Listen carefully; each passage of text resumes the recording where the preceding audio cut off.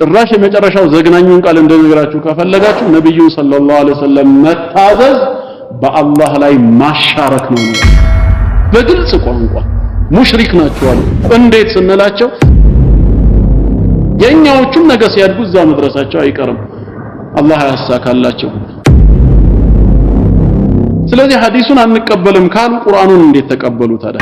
እኛ ሐዲስን በመቀበላችን በሰላም እንሄዳለን። እናንተ ሐዲሱን ኢንካር ካረጋችሁት ምን ልታረጉት ነው? ቁርአኑን የማይመልሱትማ ብዙ ጥያቄ እኮ የነሱ ቁርአን ብቻ ነው እስልምና ብሎ መስበክ ጀመረ። መጨረሻ ላይ እኔ ነብይ ነኝ አለ። ራሱ ነብይ ነኝ ብሎ አወጀ። በራሱ መስጊድ ላይ ገደሉት ነው ማለት ነው። ሰላት እኮ አሁን የለም እያሉን እኮ ነው። ቁርአን ላይ ስንት ከመቶ በላይ ተጠቅሷል አይደል? አዎ ተጠቅሷል።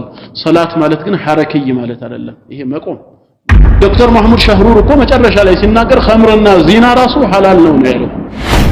ቁርአን ላይ ሐራም የሚል የለም ነው ያለው። የሀገር ቤቱ ገና ስላቆጠቆጠ ነው ይሄ ያልወጣው እንጂ እነማን ናቸው የመሯቸው ከየት ነው የሚያገኙት የሚለው የታወቀ ነው። ለመጀመሪያ ጊዜ በቁርአን ላይ ሱና የሚባል በሽታን አምጥቶ የጨመረብን ኢማም ሻፊ የሚባል ነው ይላሉ። አላህ ይጠብቀን ከእንደዚህ አይነት ነገር።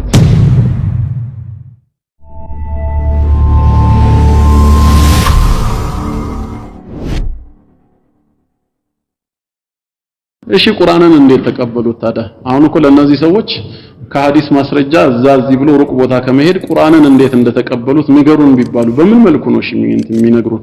ምክንያቱም ቁርአን ከላይ መጽሐፍ ሆኖ አልወረደም፣ የታወቀ ነው። ቃል ሆኖ ነው አይደል የመጣው?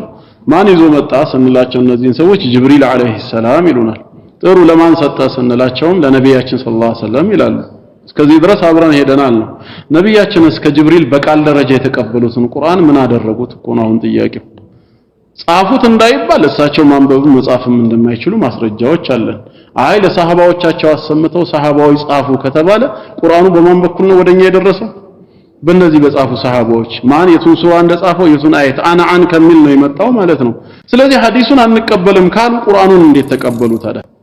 ሐዲሱም የመጣበት መንገድ ቁርአኑም የመጣበት መንገድ በእነሱ ነው። ለየት የሚያደርገው ቁርአኑ ሙተዋቲር መሆኑ ነው። ስለዚህ እንዴት አድርገው ነው የሚሆኑት? ብዙ ጥያቄ ሊነሳባቸው እኮ ራሱ ይችላል። ሁለተኛ ደግሞ ቁርአኑን ብቻ እንቀበላለን ካሉ እሺ የኢሳን ጉዳይ ምን ያደርጉታል? ይሄ እኮ ይከብዳቸዋል ሁሌም። ወኢዝ ቃለ ዒሳ ኢብኑ መርየም ያ በኒ እስራኤል ኢኒ ረሱሉላሂ ኢለይኩም ሙሰድቀን ሊማ በይነ የደየ ሚነ ተውራህ ወሙበሽረን ቢረሱሊን ያእቲ ሚን ባዕድ እስሙሁ አሕመድ። ማን ነው አሕመድ? ኢሳ እንግዲህ አንድ ረሱል ከኔ በኋላ ይመጣል ተከተሉት እመኑበት ብለዋል። በአንድ ረሱል መካድ በሁሉም እንደ መካድ ነው አይደለም? ማን ነው የሚመጣው ብለን ስንጠይቀው አሕመድ ነው አለን። ማን ነው አሕመድ? ማን ነው አሕመድ ነው? ነብይ መሐመድ ሰለላሁ ዐለይሂ ወሰለም ናቸው ካለን እኛ ምን ማስረጃ አለን እሳቸው ለመሆናቸው? እሳቸው ሙሐመድ እንጂ አሕመድ አይደሉማ። ቁርአን ወማ ካነ ሙሐመዱን አባ አሐድ ሚን ሪጃሊኩም ሊል ነው። ቁርአኒዝም ከሆነ ያ ሰው ከቁርአን ውጭ ሌላ አልቀበልም ካለ ኢሳ ብስራት ያደረገው ከኔ በኋላ ይመጣል ያለው አሕመድ ማን ነው በለው። እሳቸው ናቸው ይላል። አሁንም እሳቸው ለመሆናቸው ምንድነው ደሊሉ? በሙሐመድ ነው እኛ የምናውቃቸው። ቁርአንም አራት ቦታ ሙሐመድ በሚለው ስም ነው የጠራው። እዚህ ጋር አሕመድ ያለው ምን ማስረጃ አለው? ከየትም ሊያመጣ አይችልም። ስለዚህ በአሕመድ ረሱልነት ሊክድ ነው ማለት ነው። አምኛለሁ ካለ ደግሞ እንዴት ሊሆን ነው? እኛ ጋር ሲመጣስ እኛ ጋር ሁለት መልስ አለን። የመጀመሪያው መልሳችን ሰሂህ ሙስሊም ላይ ነብያችን ሰለላሁ ዐለይሂ ወሰለም ኢነ ሊ አስማኡን አና ሙሐመዱን ወአና አሕመዱን ብለዋል። አሕመድም እኔ ነኝ ብለዋል። ከዚህ ተነስተን መረጋጋት እንችላለን እኮ። ጥሩ እሳቸው አሕመድ ናቸው። ዒሳ የተናገረው ግን ሌላ አሕመድ ቢሆንስ ብሎ ደግሞ ቢጠምብህስ? እዛኔ ደግሞ አሁንም መልሳለን በዒሳና በሳቸው መሃል لأنه ليس نبي بيني وبينه ነብይ የለም ብለዋል በሁለቱ መሃል። ስለዚህ በሁለቱ መሃል ከሌለ ሚን ባዕድ ያለው የግድ ማንን ይሆናል? ረሱላህ ሰለላሁ ዐለይሂ ወሰለም ይሆናል። እኛ ሐዲስን በመቀበላችን በሰላም እንሄዳለን። እናንተ ሐዲሱን ኢንካር ካረጋችሁት ምን ልታረጉት ነው? ቁርአኑን የማይመልሱትማ ብዙ ጥያቄ እኮ ይነሳል። ግን ምንድነው ጉዳዩ ሲባል እኛ ሀገር እኮ የተጀመረ ጉዳይ አይደለም። ይሄ የውጭ ተልእኮ ያለው ከ200 ዓመት በፊት ክርስትናን ከአውሮፓ ምድር ለማጥፋት ኢንላይትመንት ሙቭመንት በሚል ጀምረው ተሳክቶላቸዋል። ከ70% በላይ ከሆነ አውሮፓ ላይ እኮ ይሄ ክርስቲያን የነበረው በስም ኤቲስት እኮ ነው በአሁን ሰዓት የለም። በፈጣሪ መኖርም አያምንም። ያን እንቅስቃሴ ወደ አረቡ ዓለምና ወደ እስልምናው አመጡት። ሲጀመር ህንድ ሀገር ነው የጀመረው። ምናልባት አስፈላጊ ከሆነ መረጃዎችን ሰብስቤ ተዘጋጅቼበት እንደ ደርስ ሰጣቸዋለሁ በእነ ሰይድ አህመድ ኻን ህንድ ሀገር ተጀመረ ከዛ ወደ አረቡ ዓለም ሲመጣ ግብጽ ላይ እነ ዶክተር ተውፊቅ ሰዲቂ ጀመሩት ከዛ በኋላ ነው እኮ አሁን እነ ማህሙድ አቡረያ ከተቀበሉት በኋላ በአሁኑ ሰዓት መንፈሳዊ መሪ የሚባለው አህመድ ሱብሂ መንሱር ነው እነሱ ጉዳዩን እያስፋፉት መጡ አሜሪካ ላይ ደግሞ ረሻድ ኸሊፋ ተቀበለው ይሄንን ጉዳይ ረሻድ ኸሊፋ ማለት እንግዲህ የባሃውላ እምነት ተከታይ ነው ሃይማኖቱ ሌላ ነው ነገር ግን ይሄንን ተቀበለና ቁርአን ብቻ ነው እስልምና ብሎ መስበክ ጀመረ መጨረሻ ላይ እኔ ነብይ ነኝ አለ ራሱ ነብይ ነኝ ብለው አወጀ በራሱ መስጊድ ላይ ገደሉት እዛው ማለት ነው ረሻድ ኸሊፋ የተባለው ማህሙድ ሻህሩር ከዛ በኋላ ይሄንን ጉዳይ አሉ ብዙዎቹ ብቻ አላኩል ይሃል እና የትም የማያስኬዳቸው ብዙ መፈናፈኛ የሚያጣቸው አሉ አንዳንድ ጊዜ ያንን ማንጠቅስበት ምንድነው ሶሻል ሚዲያ ኸይረኛውም ሸረኛውም የሚሳተፍበት ነው ያንን መረጃ ጣላት ካፊሩ ደግሞ ወስዶ በሌላ መልክ ቀይሮ ሌላው ሰው ጋር ሊከራከርበት ይችላል በሚል እንጂ ለነሱ መልስ አቅቶ አይደለም አሁን አንዳንድ ወንድሞች አሉ ያው መልስ መስጠት የጀመሩ በጽሁፍም በቪዲዮ ጉዳዩ እየሰፋ ከሄደ ግን ሁላችንም መሳተፋችን አይቀርም አላኩል ይሃል ግን ለኛ ቁርአን ብቻ ሳይሆን ሐዲስንም ጭምር እንቀበላለን ከምን ተነስተን ከተባለ ብዙ ማረጋገጫዎች አሉን ከነዚህ መካከል አንዱ አጢኡላህ ወአጢኡ الرسول ተብለናል ይሄ አየት እኛን ይመለከታል ወይስ አይመለከትም ነው ባጭሩ ምን ጠይቃቸው አዎ ይመለከታል ካሉ አጢኡላህ አላህን ታዘዙ ተብለናል እንዴት ነው የምንታዘዘው አላህን መታዘዝ እንዴት ቀጥታ ወህይ አይመጣልን ቃሉን አያሰማን ቃሉን ያወረደውን ቁርአንን በመስማት ነው አይደል ወአጢኡ الرسول እሺ መልእክተኛውን ታዘዙ አለለኛ የታሉ መልእክተኛው በአካል ከኛ ጋር የሉም እንዴት ነው የምንታዘዘው እሺ መልእክተኛው ወደ ቁርአን ተመለሱ ምን ማለት ነው ይሄማ ከሆነ አጢኡላህ ወአጢኡላህ ነው ትርጉሙ ወአጢኡ الرسول ከተባለ የግድ ሙጥለቅ ጣዓ ሊኖራቸው ይገባል ለነታዘዝ ቁል ኢን ኩንቱም تحبون الله فاتبعوني እኔን ተከተሉኝ በላቸው አለ እንዴት እንከተላቸው እሺ መልእክተኛው ብዙ ማስረጃ መጥቀስ ይቻላል ቂብላ መጀመሪያ የት ነበር ከካዕባ በፊት መስጂድ አልአቅሳ ነው አይደል سيقول السفهاء من الناس ما ولاهم عن قبلتهم التي كانوا عليها ይላል መጀመሪያ ከነበሩባት ቂብላ ወደ ካዕባ ምን አዞራቸው በማለት ቂሎች በተቃውሞ ይጠይቃሉ አለ አሃ ከካዕባ በፊት ሌላ ቂብላ ነበረ ነው አይደል አዎ እነዚህን ቁርአን ይዘምነን የሚሉትን ልንጠይቃቸው ነው ያ ቂብላ የቱ ነው አልናቸው አልአቅሳ አሉ ማን ነበር ያዘዘን ወደዛ ዞረን እንድንሰግድ አላህ ካሉ እሺ ቁርአኑ ላይ ያሳዩ የቱ ጋር ነው ያዘዘን ወደ ካዕባስ ፈወሊ ወጅሃከ شطر المسجد الحرام وحيث ما كنتم ብሎ እኛንም ጨምሮ አዘዘን ወደ ቤተል መቅደስ ይሰገድ ከነበረ ማን ያዘዛቸው እሳቸውና ሰሃቦችን ቅድሚያ ወደ ቤተል መቅደስ አላህ ነው ሲሉ ያምጡት የለም ሐዲስ ላይ ነው ያለው አላህ ደግሞ ምን አለ ያን ሐዲስ ላይ ያለውን የራሱ ትእዛዝ አድርጎት وما جعلنا القبلة التي كنت عليها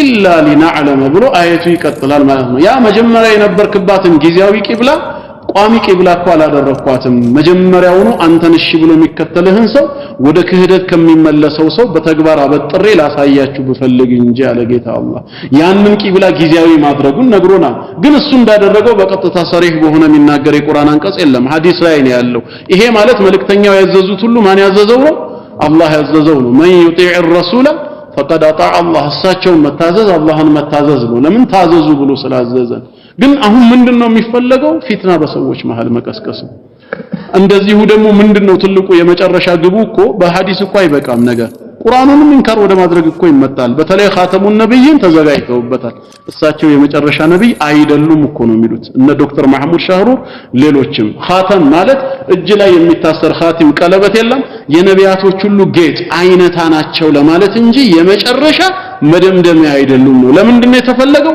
ነብይ ነኝ ብሎ ለሚነሳ ሰው ሁሉ በር መክፈቻ እንዲሆን ነው ይሄው ለዚህ ነው ረሻድ ኸሊፋ መጨረሻ ነብይ ነኝ ያለው እንዲህ አይነት ነገር አገራችን እንዳይመጣ ብዙ ጊዜ ደግሞ ይሄንን የሚያቀነቅኑ ሰዎች መጨረሻ ነብይ ነን እኮ ነው የሚሉት ሁሉ እንዴት ላላችሁ ቁርአን እንዲህ ብሎ አይደለም ወይ ሲባሉ አይ ኻተም ማለት بمعنى الخاتم ይሄ እጅ ላይ የሚታሰር ቀለበት የነቢያት ጌጥ ማለት እንጂ መደምደሚያ አይደለም ሐዲስ ላይ ከመጡ ግን በሩን የሚዘጋ ብዙ ሐዲስ አለ ላ ነብይ ባዕዲ የመሳሰሉ ስለዚህ ቅድሚያ ሐዲሱ ላይ ዘመቻ ከፈቱበት ከዛ ነገ ቁርአኑም ላይ ዘመቻ ይከፍታሉ ተፍሲሩን እንደፈለጉ ያጣመሙታል ሰላት እኮ አሁን የለም ይያሉን እኮ ነው ቁርአን ላይ ስንት ከመቶ በላይ ተጠቅሷል አይደል አው ተጠቅሷል ሰላት ማለት ግን ሐረከይ ማለት አይደለም ይሄ መቆም ማጎንበስ ስጁድ አይደለም ሰላት ማለት بمعنى الصله ዝምድና ከአላህ ጋር ጥሩ ግንኙነት መቀጠል ማለት ነው በውስጥ ጥሩ ስትሆን ክፉ መተው ስታቆም ሰላት ላይ ነህ ማለት ነው ይሄ ነው ቁርአን ላይ የተጠቀሰው እንጂ ቁም አጎንበስ ስጁድ ወረድ የሚል የለም ይሄ ነው የተጀመረው ከዛስ ሌሎችም ይመጣሉ ጂሃድም እንደዚሁ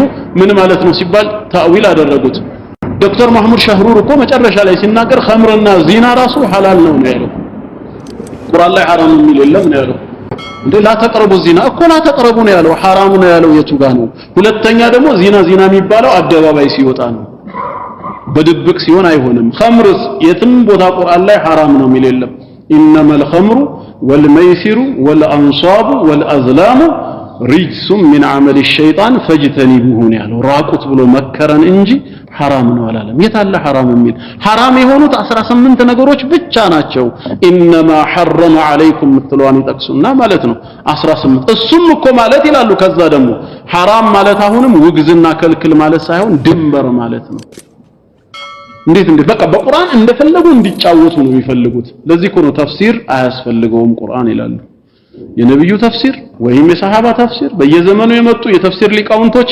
አያስፈልገውም ነው ታዲያ ለምን የቁርአን ትምህርት የተከፍታችሁ ተፈስራላችሁ አያስፈልገውማ እናንተ ማን ናችሁ አሁን እኮ ከነብያችን ሰለላሁ ዐለይሂ ወሰለም እኛም በልጣለን እኮ ነው ሊሳኑል ሐል ባንድ በኩል ለምን የሳቸው ሙሂማ ግዳጁ በላግ መልእክት ማድረስ ነው እኛ ግን እናደርሳለን እንፈስራለን ሁሉ ይያሉ ነው ከሳቸው የበለጠ ሚናን እየተጫወቱ ነው አላህ ይጠብቀን ከእንደዚህ አይነት ነገር ሲታይ በራሱ የሚፈረካከስ ነው የውጮቹም አልተሳካላቸውም ግን የተወሰነ ጊዜ ሹባሃ መጣላቸው አይቀርም ዑለማዎቻችንም ዝም ስላሉ ነው መልስ ስላልሰጡ ነው እንጂ ጉዳዩ አደባባይ መውጣት ካለበትማ የተዘጋጁ መልሶች እኮ አሉ ግን አንዳንድ ጊዜ መስላሃና መፍሰዳ ግምት ውስጥ ገብቶ ከኋላ ምን ያስከተላል ልክ አህባሹ ሆም ብሎ እንዲህ ብሎ ሲናገር ካፊሪያችን ያመጣና ሙስሊሙ ጋር መጥቶ ለውይይት እንደሚያቀርብበት ይሄንን መስአላ ለሌላ ጉዳይ ሙስሊሙን በሚጎዳ ነገር እንዳይጠቀሙበት በማለት ዝምታ ተመርጦ እንጂ ለነሱ መልስ ጠፍቶ አይደለም ቢያንስ አንድ ሰው አእምሮ ያለው ሰው ነብያችን ሰለላሁ ዐለይሂ ወሰለም ነብይ ሆነው ከተላኩ በኋላ እስካሁን 1400 ዓመት አልፈጀም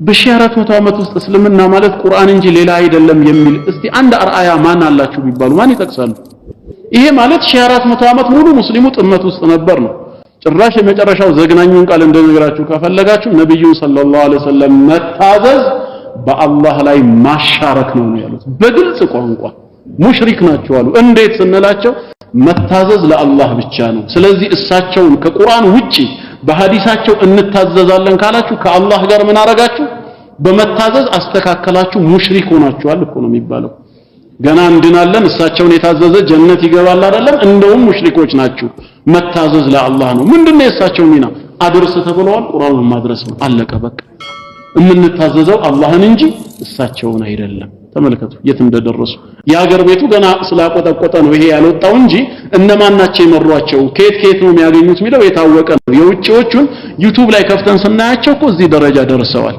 ጣዖት አምላኪ እኮ ነው የሚሉት ሙስሊሙን ሱንዩን አለም ለምን ሲባሉ ከቁርአን ውጪ ሱና የሚባል ተውፊት የሚያመልኩ ይላሉ እዚህ ደረጃ ደርሰዋል የኛዎቹም ነገ ሲያድጉ እዛ መድረሳቸው አይቀርም አላህ ያሳካላቸው ስለዚህ የመጣው በላ በጣም አስፈሪ ነው ምንድነው መፍትሄው ሲባል ወደ ዒልም መቅረብ ብቻ ነው ዑለማዎች ጋር ተጋብሎ መማር መጠየቅ ተረጋግቶ ይሄ ጉዳይ ምንድነው የሚለውን ማጥናት ነው የሚያስፈልገው በ1400 ዓመት ያልታየ ነገር ዛሬ ይዘው ሲመጡ እስቲ አርአያ ጥቀሱ እኮ ቢባል አንድ አሊም እኮ አይጠቅሱም እኛ እኮ ብዙ አለን ከአራቱ መዛሂብ ዑለማዎች አንስቶ በየዘመናቱ እኮ በፊርቃ ደረጃ አንቱ ብለን ስም የምንጠራቸው አሊሞች የአቂዳ የመናጅ አሉን በዚህ መስመር ላይ ያለ እስኪ እናንተ ማንን ትጠራላችሁ ቢባሉ ማንን ይላሉ የላቸውም ወደ ኋላ ተመልሰው ከሳቸው ጀምሮ እከሌ አርአያችን ነው እስልምና ማለት ቁርአን እንጂ ሌላ ምንም የለውም በማለት እንደዚህ አይነት አኢማዎች አሉ ብለው ወደ ኋላ ማጋ ይመለሱ ማንንም ጋር ሊመለሱ አይችሉም ለምንድን ነው ማይከብዳቸው ከአንዱ ጋር ሲገናኝ ይሄን ጥያቄ ነው ያነሳሁት አንተ ዛሬ እስልምና ቁርአን ብቻ ነው ሐዲስ አያስፈልግም ስትል